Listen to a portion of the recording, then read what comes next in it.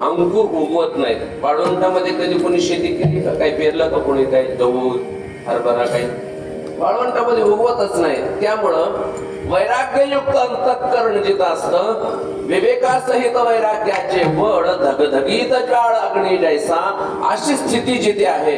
कारण ज्ञान प्राप्त करण्यासाठी वैराग्य लागतं. भक्ती, ज्ञान आणि वैराग्य या गोष्टीशिवाय काला होत नाही. काला करण्यासाठी भक्ती ते नमन, वैराग्य तो त्याग, ज्ञान ब्रह्मी भोग ब्रह्मतनु, देहाच्या निरसणे पाविजे या ठाया, माझी ऐसी काया जवनो हे सगळं जेव्हा घडून येतं तेव्हा काला होत असतो.